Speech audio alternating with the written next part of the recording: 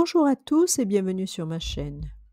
Aujourd'hui, nous allons parler d'exclusion et d'humiliation. L'exclusion et l'humiliation ne sont pas des luttes personnelles, ce sont des expériences universelles qui nous façonnent tous.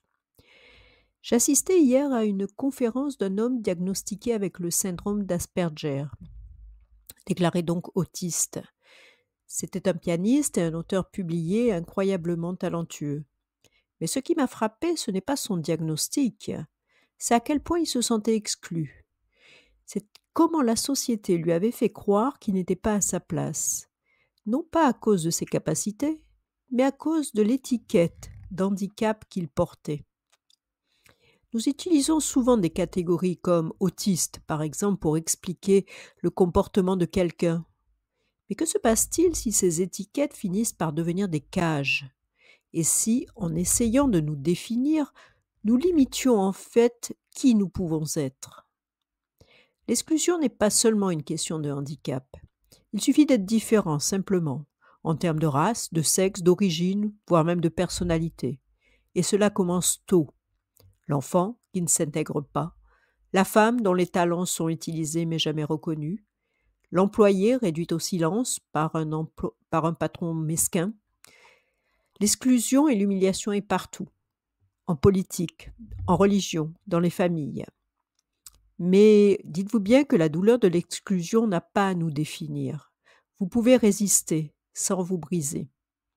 Vous pouvez construire votre monde intérieur, un monde si fort et si puissant qu'aucun rejet extérieur ne pourra l'ébranler. Je vous donne ici quelques attitudes qui fonctionnent bien et qui sont à adapter à votre personnalité. Pour construire votre monde intérieur, d'abord, apprenez à vous connaître. C'est une maxime que j'ai souvent répétée. Prenez aussi de la distance, c'est-à-dire, par exemple, éteignez les médias, éteignez votre téléphone portable, écoutez votre monde intérieur.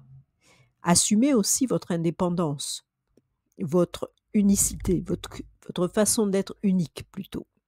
Acceptez la solitude et surtout dites votre vérité. Écrivez votre vérité, créez à partir de celle-ci.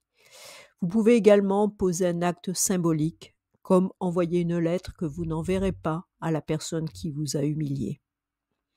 L'exclusion et l'humiliation sont des expériences profondément humaines, mais elles ne doivent jamais devenir des identités.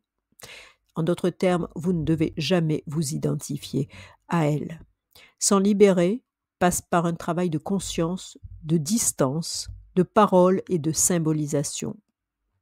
Le monde pourra toujours essayer de vous étiqueter, mais votre histoire est beaucoup plus grande et beaucoup plus complexe que de n'importe quelle catégorie.